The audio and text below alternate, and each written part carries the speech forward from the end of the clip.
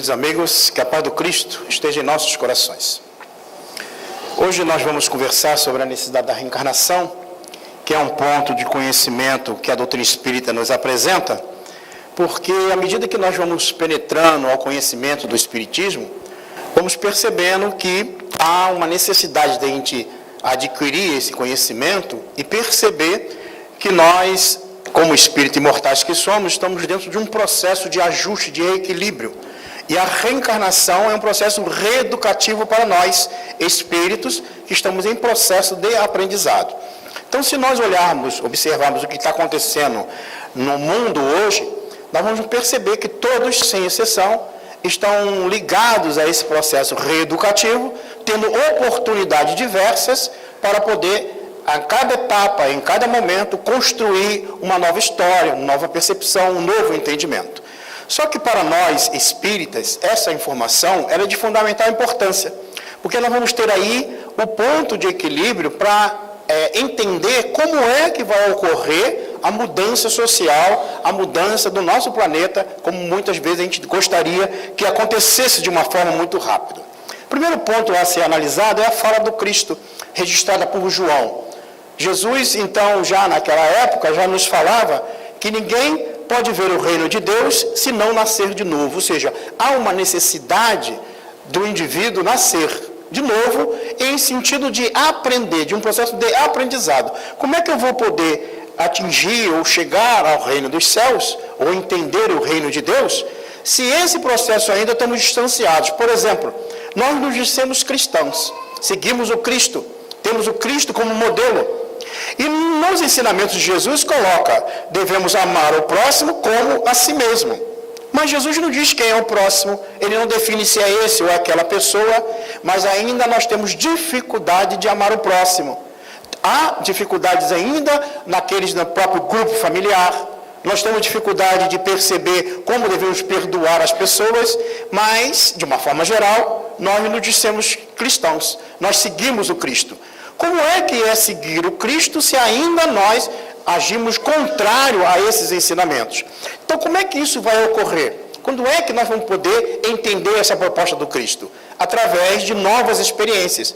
À medida que eu vou experienciando, eu vou começar a entender a cada etapa, a cada instante, as oportunidades que eu tenho para aprender. Os ensinamentos do Cristo estão conosco há mais de 2000 anos, praticamente. E o que ocorre? Parece que esses ensinamentos estão no campo da informação.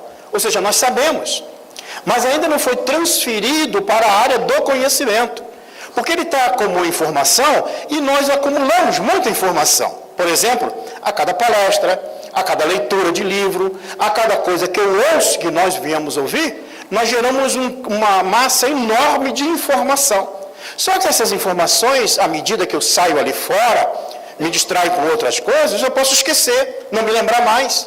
E de novo eu vou em busca de novas informações. Mas quando essas informações se transformam em conhecimento, ou seja, quando eu ouço tudo isso, uma palestra, 2, 3, não importa, mas depois que eu ouvi todo esse conhecimento e eu seleciono algo, que a partir daquilo ali eu vou meditar, eu vou transformar em conhecimento, ele passa a ser seletivo e aí eu vou construir uma forma diferente. Por exemplo, se eu entendo dentro desse conhecimento que eu adquiri, que passou a fazer parte de mim, que a minha atitude não está coerente ao conhecimento adquirido, eu começo a sentir a necessidade de modificar a minha atitude. Por isso que moralmente nós vamos nos ajustando a cada etapa. Primeiro, ao desenvolvimento da inteligência. Desde a época em que nós estávamos a cato do alimento, para construir a segurança da nossa existência, como no momento do período em que queríamos nos abrigar das intempéries, dos animais, nós desenvolvemos a inteligência. Então a inteligência veio à frente, mas não basta só a inteligência, é necessário que nós venhamos a desenvolver a sabedoria, o conhecimento. Allan Kardec registra, no capítulo 16 do Evangelho segundo o Espiritismo, que nada que é de uso do corpo nós utilizamos, nós levamos conosco. Só levamos aquilo que é de uso da alma. E ele vai dizer que são apenas 3 coisas: a inteligência, o conhecimento e as qualidades morais. Então, a inteligência, que todos nós somos filhos de Deus, seres inteligentes, que estamos em processo de desenvolvimento, adquirimos esses conhecimentos através das informações.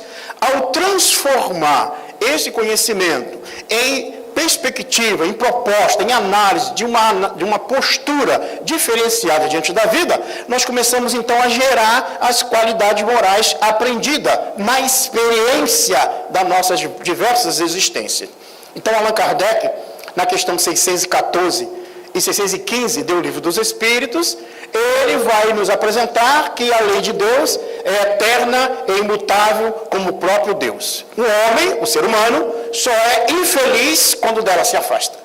Então, mostrando que a infelicidade, a dor, as dificuldades que nós temos, é um afastamento temporário, ou até proposital, ou até por ignorância das leis divinas, e devido a isso é o resultado da dor, do sofrimento, para que a gente retorne à nova perspectiva dessa lei, desse conhecimento, dessas leis, para que a gente modifique a nossa atitude.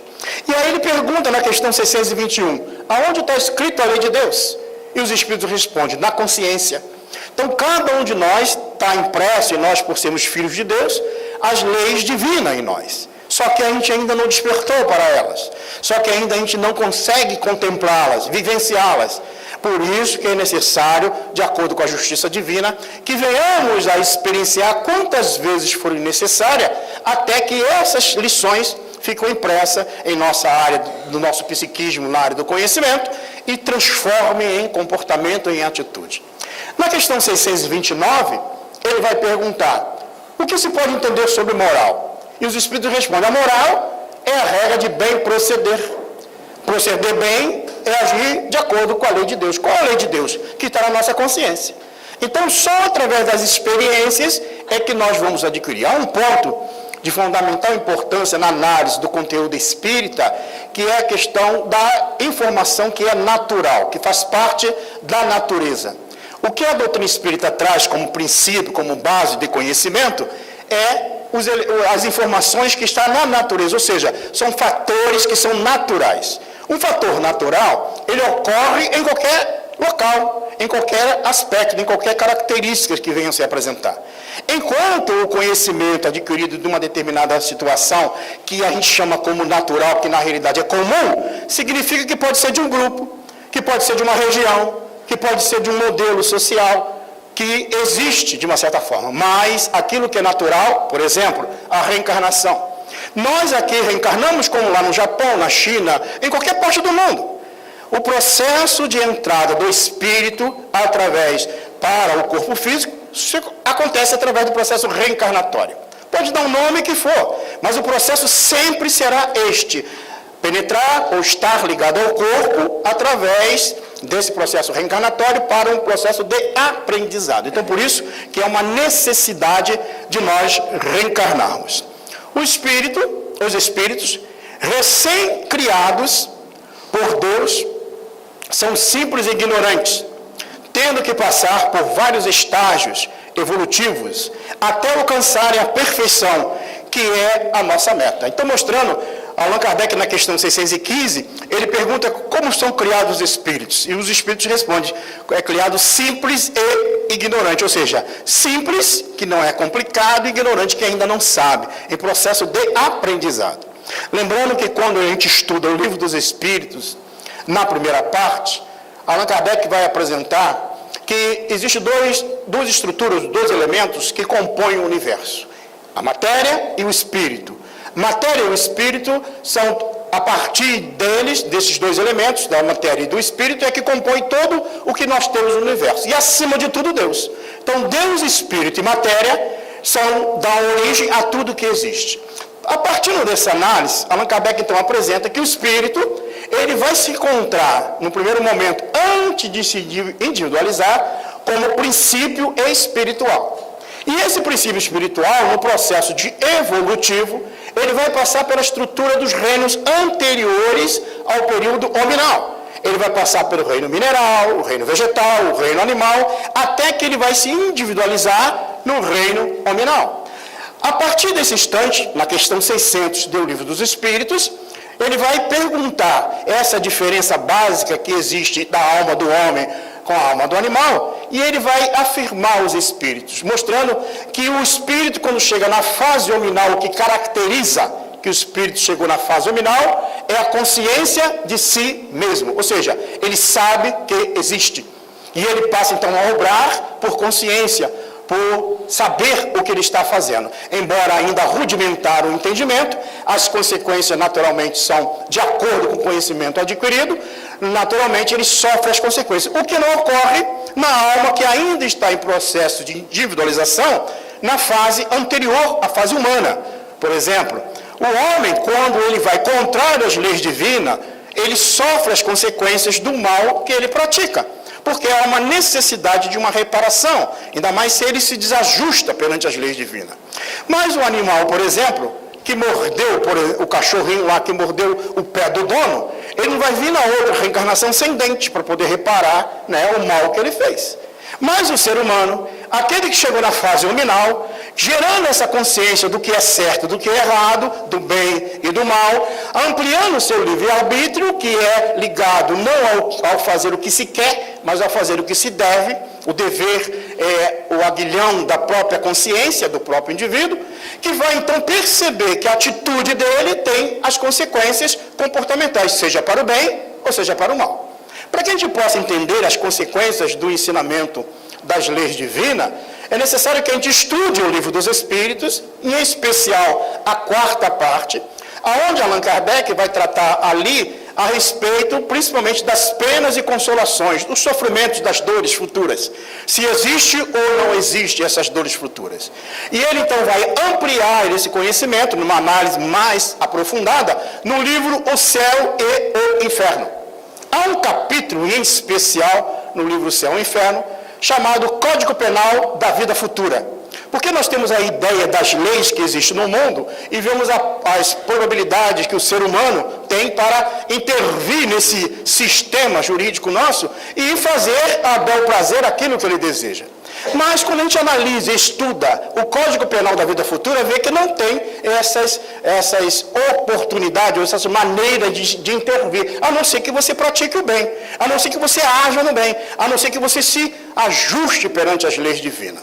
E nesse capítulo do Código Penal da Vida Futura, ele vai apresentar ali no item 16, que são 33 itens que ele apresenta nesse aspecto de uma análise comportamental, que nós, ao adquirirmos essa consciência, ou melhor, essa informação, e transformando ela em conhecimento, nós vamos modificar na maneira de agir conosco mesmo, com o próximo e com Deus. Há um aspecto básico que ele coloca, que quando a alma, como nós, vamos contrário às leis divinas, e nos desajustamos na nossa caminhada, e aí gera naturalmente a dor, o caminho para voltar ao equilíbrio é através do arrependimento. É necessário que eu me arrependa do mal que eu fiz. E no momento que eu me arrependo desse mal, eu entro numa outra situação, porque não basta só o arrependimento. É necessário que eu entre no campo da expiação. Eu sofro aquilo que eu fiz o outro sofrer. E depois eu entro na estrutura da reparação. Fazer o bem àqueles que eu fiz o mal. Então, arrepender-se, expiar e reparar é o caminho para encontrar-se a paz. Por isso que nós vamos ter que nos ajustar. Não dá para fazer isso numa única existência. Por isso que vamos ter que reencarnar quantas vezes forem necessárias. E como chegar a cumprir essa meta da perfeição? Como é que isso vai ocorrer? Uma só existência, do berço ao túmulo, é extremamente limitadora. Então não vai acontecer, não é possível acontecer. Até porque nós temos aí um passado de outras existências, agindo contrário às leis divinas, e não vai ser numa única existência que a gente consegue recuperar todas essas situações. Por isso que a reencarnação se torna necessária como um processo reeducativo para nós outros.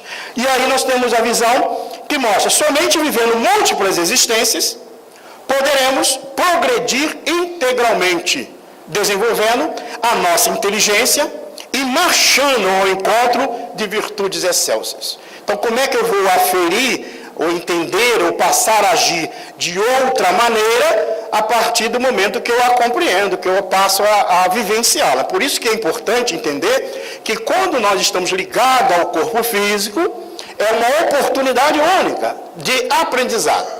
Porque ao partir, ao deixar o corpo físico, ao retornar ao plano espiritual, nós entramos num processo de ajuste novamente, que podemos aprender no plano espiritual, que podemos rever conceitos, atitudes, e podemos reencarnar.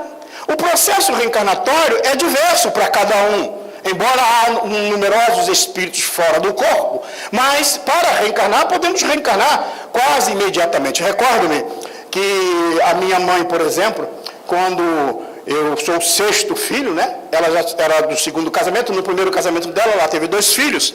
E os 2 desencarnaram, quando ela casou muito nova. E os 2 desencarnaram por problema de doença. E depois ela, casando com meu pai, teve mais 6 filhos. Ou seja, na realidade teve 8. E eu fui o último a reencarnar. E lembro-me que quando eu nasci, era para nascer, melhor, quando ela soube que eu estava grávida, ela pensou em fazer o aborto. Diz a minha irmã depois, né, contando, que ela é mais nova, mais velha do que eu, contou. Queria fazer o aborto. Só que naquela época, né, não tinha tanta facilidade. E ela não fez o aborto e eu acabei nascendo. E aí quando a gente nasceu, eu nasci, anos depois, foi descobrir que eu fui um dos primeiros dela que já tinha sido, que tinha desencarnado na outra fase da vida dela, nessa mesma existência. Então, o tempo da reencarnação depende de cada um. Logicamente que a gente foi descobrir isso depois de mais idade e já estava espírita, né? Então, a gente entendeu perfeitamente os motivos. E aí é importante a gente entender que esse momento de voltar ao corpo depende de cada alma, depende de cada um. Uns pode levar alguns meses, alguns dias, alguns anos, ou às vezes alguns séculos. Depende de cada um. Então, o processo reencarnatório vai ser para cada pessoa, para cada indivíduo, de acordo com a programação necessária. Bom, eu vou fazer uma pergunta que eu fiz na outra turma, né? Porque eu estou colecionando aí os nomes do pessoal, que eu estou querendo me programar para a próxima reencarnação. Eu queria saber quem é que pode me receber como filho aí. Tem alguém? Opa, várias mãos aqui, que bom. Tem mais agora do que na parte da outra parte, né? Depois me dá o nome, tá? Telefone, e-mail. Alguns eu já tenho Face, pode deixar. WhatsApp, né? Porque quando eu voltar, eu vou procurar vocês, né? Veja, gente, a gente fala isso até porque para servir de uma reflexão. Diz André Luiz no livro Entre a Terra e o Céu, é uma obra que a gente deveria estar lendo, não só esta, mas toda a coleção do André Luiz, mas essa em especial, porque ela fala dos dramas da família, fala de um grupo de espíritos com dramas em diversas reencarnações, no ajuste familiar. E nesse aspecto, André Luiz diz que são raros aqueles que reencarnam entre amigos. A grande maioria reencarna com aqueles que precisam se ajustar perante o processo da evolução. Imagine eu pegar uma estrada qualquer e vir para cá, eu resolvo nessa estrada, em vez de vir por centro, peguei um atalho, e nesse atalho eu peguei lá uma caixa de taxinha e comecei a jogar taxinha para trás. Não quero nem saber, estou andando e vou jogando a taxinha. E aí quando eu estou lá naquele atalho eu me arrependo, meu Deus, eu devia estar lá no centro, o pessoal está me esperando. E aí as pessoas, aí eu volto, e vou voltar por quê? Por aquele atalho que eu abri, porque eu me perdi e eu tenho que voltar para o caminho da onde eu me desviei. Aí quando eu volto, encontro o quê? As taxinhas. E quem jogou? Foi eu mesmo, não foi ninguém que jogou. Só que aí eu tenho que tirar as taxinhas do caminho. Mas só que quando eu peguei aquele atalho, alguém me viu, eu gosto tanto do Cid, né? Eu vou atrás dele. E aí lá furou os pés, porque não sabe que eu estava jogando taxinha no chão. Furou o pé, está lá com o pé cheio de gangrena e diz assim, agora ele vai ter que me ajudar. Quando ele voltar, ele vai ter que me ajudar. Aí quando eu volto, eu tenho que tirar as taxinhas do caminho e tenho que fazer o quê? Ajudar aqueles que acreditaram em mim. Então, quando eu volto de novo a conviver com aqueles, aí tem uns lá que a gente jogou taxinha, eles olham para a gente, jogou. Né? A gente olha para o outro, jogou. E fica um querendo cobrar do outro, né? Não sabe quem jogou a taxinha em quem. Mas o que acontece? Nós nos encontramos de novo, nos mesmos lugares, com as mesmas pessoas que precisamos ajustar o nosso passado, a rever nossas atitudes. Está lá no capítulo 5 do Evangelho segundo o Espiritismo. Eu costumo sempre citar aonde está esse conhecimento para que as pessoas busquem, porque a fala, muitas vezes, nossa, que somos nós que interpretamos ou tentamos interpretar o conhecimento espírita, às vezes pode estar uma interpretação particular, pode ter uma fala nossa que às vezes não condiz com o conhecimento da doutrina espírita, mas se aqueles que estudam forem à fonte, vão encontrar informação e verificar se a nossa fala está coerente ou não, que acho que é o dever de todos nós, porque a doutrina é uma doutrina livre de exame, e todos devem estudá-la, aprofundando, para poder o quê? Que essas consequências morais advindas do conhecimento espírita nos transforme em pessoas melhores. Então, o conhecimento, ele tem essa função de nos transformar em pessoas melhores. Então, a reencarnação, ela passa a ser esse instrumento para a gente poder adquirir essa virtude excelsa. Na questão 171 do Livro dos Espíritos, pergunta Allan Kardec, em que se funda a lei da reencarnação? Então, o que se funda? Aonde é que ela está baseada? E aí os Espíritos vão responder, na justiça de Deus. É preciso, então, como eu disse, lá no livro O Céu e o Inferno, que é um livro que vai tratar sobre a justiça divina, a leitura desta obra vai nos facilitar a entender como funciona a justiça divina. Vai nos permitir a perceber a grandeza dessa estrutura do conhecimento das leis divinas. Inclusive, Allan Kardec registra ao final do livro algumas histórias, alguns casos verídicos de espíritos que são evocados, ou seja, são pedidos para que ele relate a sua situação em vidas anteriores, em vida quando ele estava na Terra, para que eles relatem as suas dificuldades. Então tem vários casos, tem um grupo de espíritos em processo de expiação em quadros diversos, como paralisia cerebral, ou dificuldades outras, doenças graves, ou uma série de situações. É importante para a gente ler, porque a gente vê casos hoje semelhantes acontecendo na sociedade e muitas vezes a gente não entende por que está acontecendo. Mas lá mostra que a alma, quando entra no processo desse de ajuste, é porque ela tem algo a ajustar. Porque a lei, a justiça divina, ela é sábia. Ela não pune aquele que não deve ser punido. Na realidade, nós somos sempre ligados ao nosso passado espiritual de acordo com o nosso próprio comportamento. Então, o fundamento da reencarnação, da lei da reencarnação, é na própria justiça divina, ou seja, dá oportunidade a todos, sem exceção. E aquele que aproveitar o processo reencarnatório, logicamente avançará. Como um aluno que vai para a escola e procura estudar, avança. E aquele que mal barata, que come merenda, que deixa para depois, vai demorar mais tempo. Só que há um detalhe, nas leis divinas, todos chegarão a serem espíritos mais evoluídos.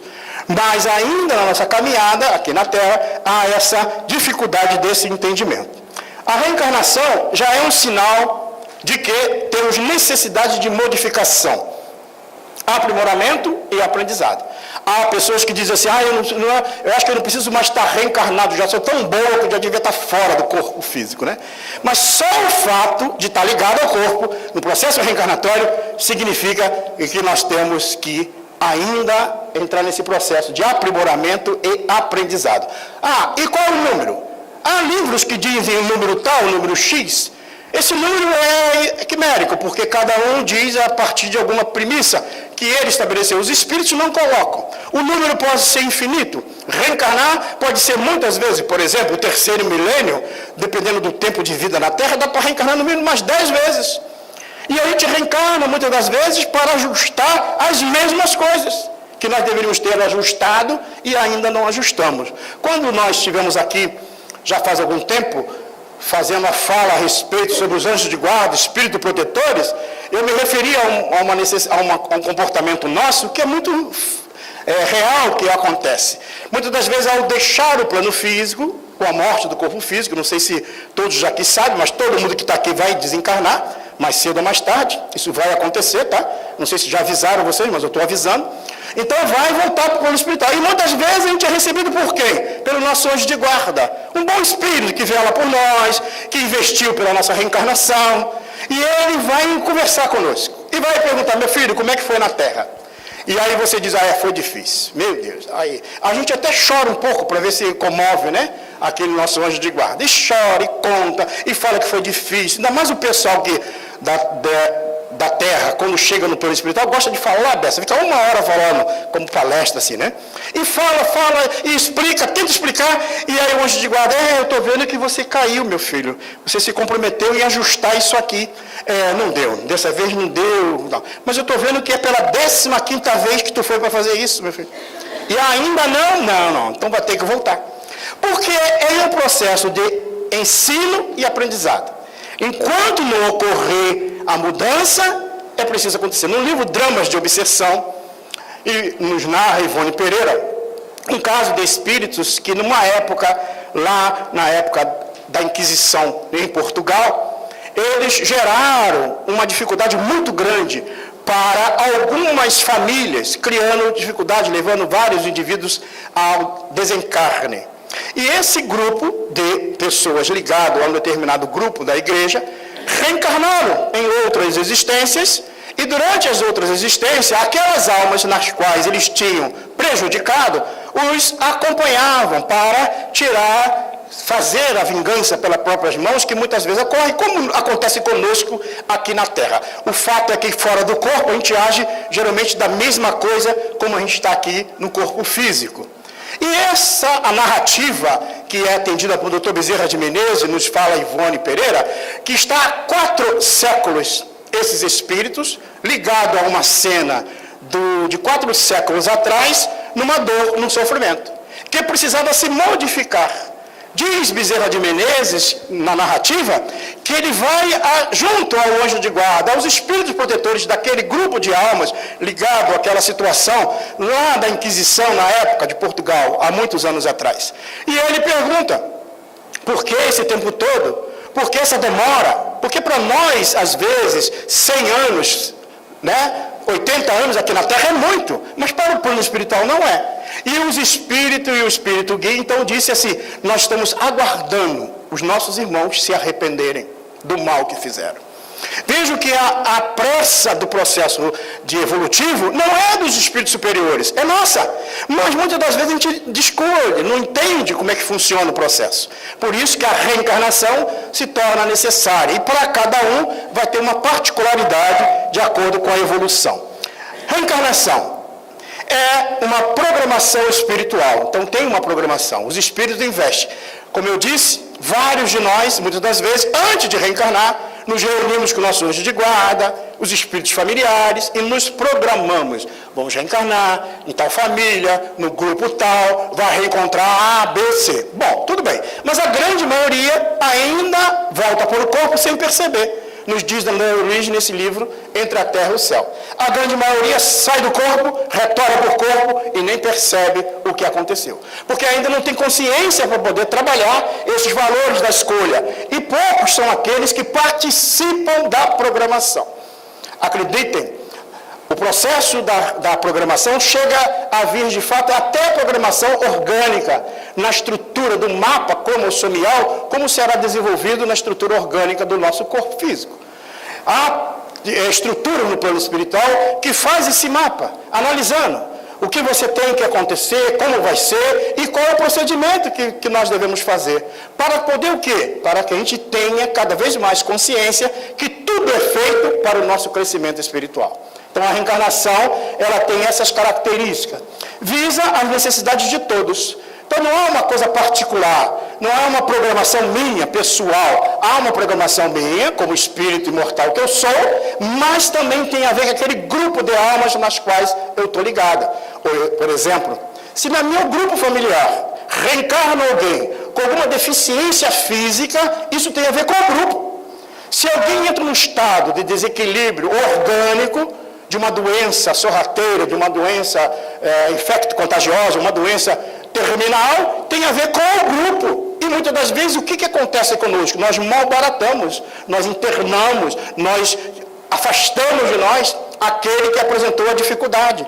Como na realidade seria um programa de reaprendizado para todos do grupo familiar. Mas devido ao orgulho, à vaidade, à falta de conhecimento em relação aos ensinos do Cristo, aos ensinos das leis divinas, nós agimos contrário a ela e sofremos as consequências desses atos. Por isso que a reencarnação, ela vai ter essa programação que muitas das vezes nós, às vezes, vamos contrário a ela.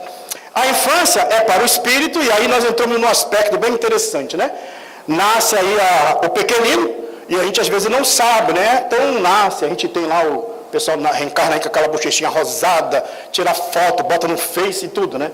Da minha turma lá nasce meio cinzinho, né? Mas de vocês nasce assim, né? Lindo. A infância é para o espírito a fase mais importante para a sua evolução. Aí que está o ponto de equilíbrio que nós vamos um dia entender e ajustar ou ajudar para que evite ou modifique, melhor dizendo, essa estrutura social que nós estamos percebendo. É através da infância, porque nesse período, como nós já fazemos também numa palestra anterior, que aqui que nós falamos sobre a mediunidade no lar, nós explicamos que o espírito, quando reencarna, até os 7 anos de idade, ainda está no processo reencarnatório, ou seja, até os 7 anos de idade é mais maleável para ser levado a ele um processo educativo, ou melhor, reeducativo desta alma. Por isso que as crianças percebem o mundo espiritual com maior facilidade. É o período melhor para que nós, os pais, aqueles incumbidos da educação, incuta valores morais a esse período, porque esses valores estão amortecidos, melhor, o valor do espírito está amortecido de vidas anteriores, porque ele não é uma tábula rasa, ele é um espírito que tem experiências milenárias. Só que pelo véu de esquecimento, no processo reencarnatório, ele não lembra, ele esquece temporariamente o que ele foi. E é o melhor período para se incutir hábitos novos, trazer um processo educativo não de livros, mas a educação moral, a educação que incute hábitos saudáveis. Por exemplo, as casas espíritas hoje estão tendo já uma amplitude da área da evangelização para os bebês, para as crianças de todas as idades, porque é um período importante, foi já visto, entendido, como a própria doutrina fundamenta, que é importante. Para quê? Para que a gente mude o quadro social existente, é preciso que cada alma dessa que mergulha no corpo, que vem na responsabilidade nossa como nossos filhos, ou parente, ou amigo, ou primo, ou neto, não importa qual seja a ligação, para que a gente conduza ela para o caminho do bem. Ou seja, para que ela refaça a caminhada que talvez ontem ela tenha mal baratado em relação às leis divinas. Deus dá ao espírito, na infância, a aparência da ingenuidade, para que nos afeiçoemos a ele, pois esse amor se enfraqueceria à vista de um caráter áspero e intratável. Na realidade, tem até uns pequeninos aí que é bem terrívelzinho, né? Mas mesmo assim, nós encontramos ainda a afabilidade nessas crianças. Mesmo com aquelas características que a gente às vezes sente que é difícil, mas não é como um adulto. Mas ele tem a probabilidade de receber novos incentivos. Por isso que no seio familiar, no grupo social em que vivemos, devemos auxiliar essas almas, gerando valores morais equilibrados, oportunizando análises mais profundas para eu entender. Agora, esse final de semana, nós estivemos ali na região de Garopaba, realizando curso de passe, e após termos feito todo o estudo de passe, tinha um pequenino, devia ter uns 7 ou 8 anos, assistindo com a mãe, e depois que terminou, as pessoas vieram cumprimentar, como é normal em algumas ocasiões, e depois ele veio e virou para ele assim: gostei muito da sua palestra. Eu falei: olha que coisa boa, eu gostei muito, a sua fala é muito boa. Eu falei: 7, 8 anos, eu fiquei assim. Então veja, as almas, elas recebem. É que a gente não acredita nos nossos pequeninos. A gente não acredita que ele é capaz, mas a gente obriga ele para o curso de inglês, a gente obriga ele para o curso TANU, isso e naquilo, mas na religião não, deixa que quando ele crescer ele decide. É preciso que a gente conduza nossos filhos nesse processo educativo desde agora. Então esse caráter áspero e retratável, ele é amortecido nesse primeiro fase da infância. A infância, as crianças, por já terem tido várias existências, trazem gostos, inclinações e sentimentos diversos. E aí, com a boa observação, com calma, nós vamos começar a agir no sentido de ajudá-lo a rever conceitos. Por isso que o processo educativo é um processo lento, mas é um processo que deve ser contínuo, no sentido de estar observando a cada momento, a cada instante. A infância, é nela que o aprendizado se torna mais fácil, porque nesta fase o espírito se torna mais sensível As orientações dos pais e as suas tendências ainda estão um pouco adormecidas. A gente fala da infância, o pessoal deve falar assim, mas Sidney, para que a gente quer saber se a gente é adulto? Né? Já estão tudo crescido, eu nem tenho mais filho perto de mim. Por que eu tenho que entender? Só que tem um detalhe. Aquelas famílias, ou aqueles filhos nas quais hoje já estão adultos, eles vão formar famílias. Como nós não vamos ficar para semente, vamos desencarnar, é natural. Qual é a família que nós vamos retornar? Aquela na qual nós já temos ligações. Por isso que eu perguntei, né? O pessoal aí que quer me receber como filho, né? Por quê? Porque a gente já vai escolhendo alguém para reencarnar. Porque diz André Luiz que é raros aqueles que reencarnam entre amigos. Então, muitas das vezes, nós vamos voltar. E se por acaso eu não preparo um bom ambiente, eu não educo aqueles meus filhos para que ele forme famílias equilibradas, qual é a família que eu vou reencarnar? Qual é o modelo dessa estrutura social da qual eu vou estar ligado quando eu tiver que retornar ao corpo físico? Vai ser a família desajustada, desequilibrada. Por isso que é importante a gente entender que essa fase da infância é de suma importância. E é fácil porque nessa fase o espírito se torna mais sensível às orientações dos pais e as suas tendências ainda estão um pouco adormecidas. Então, essas tendências estão adormecidas porque tem um propósito. Porque, dado passado esse período, quando chega na fase da adolescência, algo que nós já abordamos antes também, é que o espírito volta a ser tal como ele era. Há a mudança hormonal, juntamente com a consciência psicoemocional da alma, de vidas anteriores, somadas às experiências que ele recebeu da educação, na fase da adolescência aflora, coloca para fora aquele comportamento moral daquele jovem ou daquele adolescente. E muitas das vezes os pais não sabem lidar. E é um período que nós deveríamos ter feito antes, mas mesmo se não fez, pode ser feito depois. A infância, partindo do ponto que nossos filhos são espíritos, ainda imperfeitos, temos que verificar quais são as suas necessidades, observar as suas tendências, procurar descobrir os seus defeitos, sentir as suas reações, no processo de uma consciência crítica.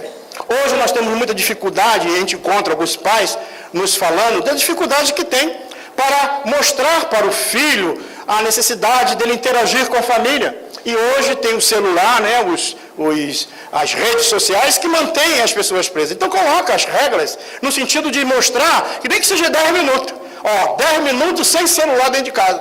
Porque passou de 10 minutos o pessoal pira, né? Mas 10 minutos no mínimo. Para poder começar a mostrar a necessidade dessa convivência. Como é que eu vou poder passar valores para aqueles que estão ao meu lado se eu não crio ambiente para isso? Não é através da violência. Não é impondo alguma coisa, mas é através da conquista, da troca de informação. Por exemplo, ao assistir algo que mostra as consequências, e hoje se acerba muito as questões sociais nas novelas, nos filmes e em todas as estruturas, procura construir uma consciência crítica com o adolescente, com a criança, abrindo espaço de convivência, perguntando como ele interage, como ele entende, como é que ele age diante daquela situação, como ele entende aquilo que se apresenta. Dali você observa o caráter, dali você já observa as tendências, o vício, o que ele tem como preferência mental-emocional. E aí você pode interagir inteligentemente, no sentido de ajudá-lo a se transformar a cada instante, a cada momento. A educação, né, mostram-se orgulhosos, por exemplo, precisamos ensinar-lhes a humildade. Mas é preciso também que a gente exercite a humildade, né? Não adianta só a gente falar para o outro fazer. Se por acaso eles são rebeldes, precisamos ensinar-lhes a disciplina. Como é que é algo que não tem controle? O que acontece? Demonstra a disciplina. Como é que deve existir? Porque à medida que ele entende sobre o dever, ele vai entender que ele tem direitos, mas tem deveres também. E o direito dele termina quando ameaça o direito do outro.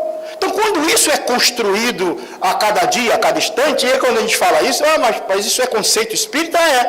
No capítulo 17 do Evangelho segundo o Espiritismo, no capítulo Sede Perfeitos, há uma mensagem sobre o dever.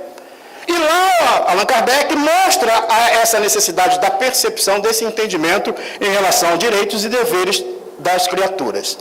Demonstra preguiça?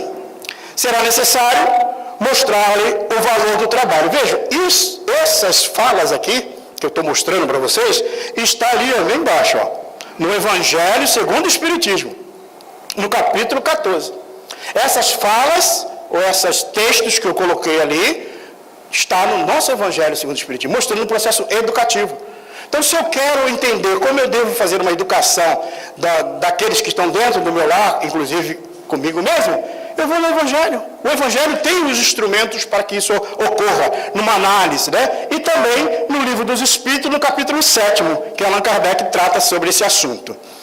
Fogem às obrigações, temos que levá-los a sentir alegria em cumprir os seus deveres. Está mostrando a necessidade do cumprimento do dever para ter um resultado, para ter um benefício. E muitas das vezes não é através da agressão. O castigo, por exemplo, não é um recurso que hoje a gente coloca, né? Bater no filho, por exemplo, não se faz mais isso. Aí alguém me perguntou, Cid, mas tem a lei da palmada, agora não pode dar mais. O que eu faço? Eu falei, dê beijo. Ele apronta, tu dá beijo.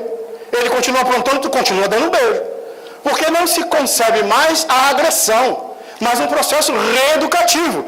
Qual é a maneira do processo reeducativo? A substituição de valores, de situações que você pode mostrar muito bem, para que ele possa valorar aquilo que ele está fazendo em detrimento daquilo que ele deixou de fazer. As responsabilidades. Certa feita, uma mãe veio me questionar, me dizendo assim, Cid, eu não consigo, meu filho, sempre quando eu vou falar alguma coisa com ele diz, olha o ECA. E aí eu falei, então pega o ECA, dá uma lida, vê que não tem só direito da criança e do adolescente, tem deveres também. Mostra para ele que ele tem deveres para cumprir, já que ele então reporta-se a esse, por ele ouvir falar, não porque ele conhece, mas mostra. Ou seja, é preciso que a gente faça essa caminhada, porque esses espíritos foram colocados ao nosso lado para que a gente caminhe com eles no processo reeducativo. Tanto é que Allan Kardec pergunta, se o pai ou a mãe, que fez de tudo para que a criança, aquele espírito, seguisse o caminho do bem e ele se desviou, os pais não têm responsabilidade. Da mesma forma, o espírito em que a mãe e o pai malbaratou o processo educativo e ele se tornou um homem de bem, os pais também não terão mérito. Então, da mesma forma, entende-se que aquele que fez de tudo para que ele pudesse seguir o caminho do bem e ele desvia por seu próprio caminho ou por sua própria escolha, aqueles que fez estará com a consciência tranquila pelo bem que tenha feito. Naturalmente, pela lei de causa e efeito, este que hoje é ingrato ou não segue o caminho do bem, retornará ou encontrará espíritos com a mesma característica no futuro para poder experienciar o processo ensino-aprendizado educativo. É assim que funciona no mecanismo divino. Nós vamos nos reencontrar uns com os outros para que esse processo ocorra. Castigos e recompensas. Motivar o prêmio funciona melhor do que censurar e castigar, né? Então, essa questão de recompensas, aí nós temos recursos vários, estímulos que é dado, para que o jovem e adolescente e a criança participe. Na adolescência, o processo é muito mais sério, e o Emmanuel ele nos fala algo muito mais grave. Passado a fase infantil, os processos de educação moral que formam o caráter tornam-se mais difíceis. Então, nesta fase se torna mais difícil. É mais difícil para o espírito receber essas orientações. E o que o Emmanuel diz no O Consolador? Atingida a maioridade, se a educação não se houver feita no lar, só o processo violento das provas rudes, ou seja, a dor, o sofrimento, pode renovar o pensamento e a concepção das criaturas. É o que acontece na grande maioria. Certa feita, conversando com um jovem, na época que nós dirigimos a área da infância e juventude da Federação Espírita Catarinense, já faz algum tempo, nós fazendo uma atividade com jovens aqui na região de Itajaí, isso já vai para mais de 10, 15 anos, e nós estávamos conversando, um jovem me procurou e disse, Sidney, olha, eu venho conversar uma coisa, você fala tanto aí que a gente deve respeitar nossos pais, a nossa mãe e tal, mas eu quero te contar uma coisa, a minha mãe não gosta de mim. E eu falei, então, mas por quê? Não, ela não gosta, ela gosta mais do meu irmão, e ela se liga mais a ele, ela faz tudo para ele, não faz nada para mim. E ele falou, relatou, disse todas as dificuldades que ele sentia no lar, e naquela época nós dissemos para ele, olha, faz o seguinte, você já tentou fazer diferente? Como é que você faz quando você chega em casa? E ele disse, olha, eu chego em casa, dou boa noite, entro para o quarto, e não quero nem saber, porque ela já não gosta mesmo de mim, ela só faz tudo para ele. E eu falei, não, mas tá, e você não faz nada diferente? Não. Eu falei, tenta mudar, faz diferente. Faz algo diferente, porque você pode fazer. Tenta fazer. Passou um tempo, meses, eu nem me recordava mais. Passado um bom tempo depois, nos reencontramos. E aí ele disse assim para mim: Sidney, eu tenho uma experiência para te contar, algo inusitado. Eu falei: o que foi? Lembra aquela conversa que nós tivemos alguns meses atrás e tal? Sim. E aí, como é que foi a experiência? Olha, Sidney, um dia eu decidi. Eu falei: eu vou mudar esse negócio. E aí, quando ele chegou em casa, ele disse assim: olha, eu cheguei em casa, a minha mãe estava lá na cozinha preparando a comida, a janta. E eu vi que ela estava de costa. Eu fui meio devagarinho, correndo, fui lá, dei um beijo nela e corri para o quarto. E aí eu falei: tá aí, como é que foi? Olha, você não sabe da maior. Na hora da janta, o bife maior estava no meu prato. Aí eu falei: tá vendo? Tem que mudar. E nós temos medo de dizer para o outro que ama. Está lá o filho, 45 anos, tem que dizer para o ama, porque ele quer ouvir isso. Está lá o pequeno, a gente beija, abraça quando é pequeno, depois que cresce a gente fica todo cheio de receio. Tem que abraçar o filho, tem que trazer para perto do coração e mostrar: tu está reencarnado, como eu também estou, estamos em processo de aprendizado. Então diz, se você está no trânsito, por exemplo, caminhando, passando no trânsito, e aí alguém te fecha e você xinga, e aí o pequeno está lá te olhando, tu vê: ó, não é bem isso não, o papai fez, mas tá, você não deve fazer não. Mas pai, você botou a mão para fora. Não, peraí, mas não. Ou seja, reconhece que você erra.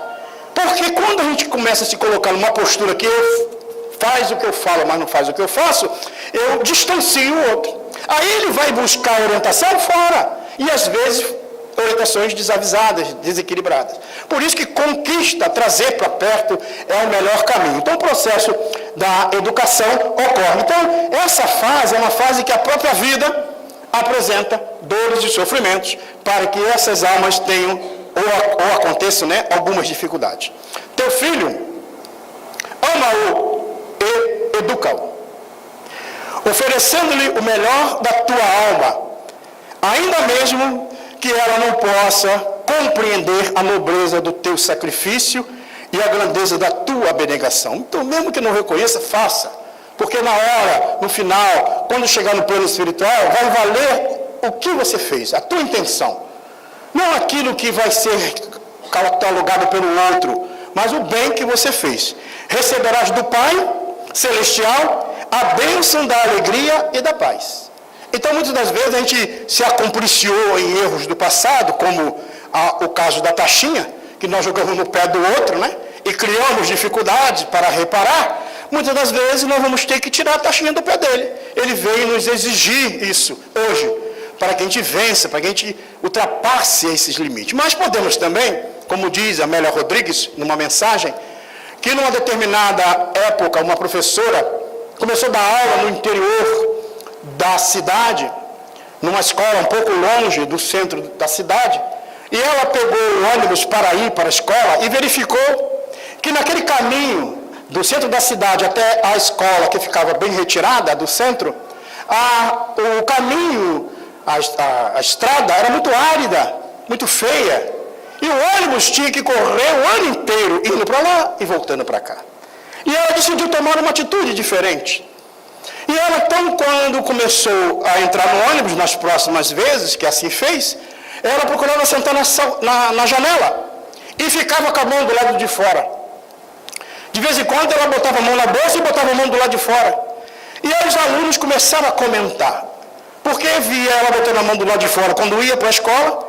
Quando saía da escola, ela estava com a mão do lado de fora, dando um tchau, e eles olhavam e não via ninguém. Para quem que ela está dando tchau? E aí começaram a dizer: a professora é meio louca, porque todo mundo fala de todo mundo, nunca fala para a pessoa, E aí começou a comentar: ela é louca, a escola inteira só falava que a professora é louca.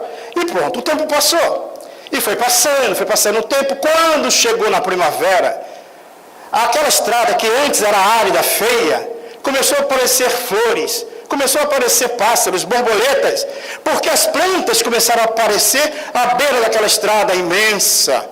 E aí, depois de muito tempo, que os alunos foram descobrir, quando a professora entrou pela primeira vez, ela falou: esse caminho está tão feio, eu quero que esse caminho fique mais belo, não só para mim, mas para todos aqueles que aqui vão passar, que são os alunos, outros professores.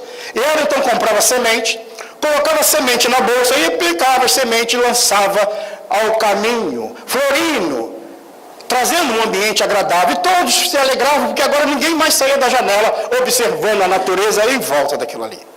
Então, a doutrina espírita, companheiros, ela nos ensina esta realidade como espírito imortal que somos. Podemos jogar taxinha, complicar a vida das pessoas e ter que reparar, ou podemos jogar semente de flores diversas, embelezando a vida das pessoas e trazendo paz para nós e para aqueles que Deus colocou ao nosso lado. É o livre-arbítrio. Escolher a boa parte compete a cada um de nós. Não importa se eu não fiz no passado, faça agora.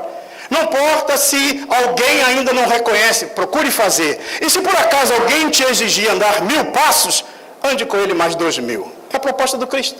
Porque a única forma de transformar um coração empedernido no erro, no mal, no desequilíbrio, é através daquele coração que resolve amar um pouco mais. Doutrina espírita é a doutrina do Cristo. E a doutrina do Cristo é a doutrina da renovação moral em todas as épocas da humanidade. Muita paz.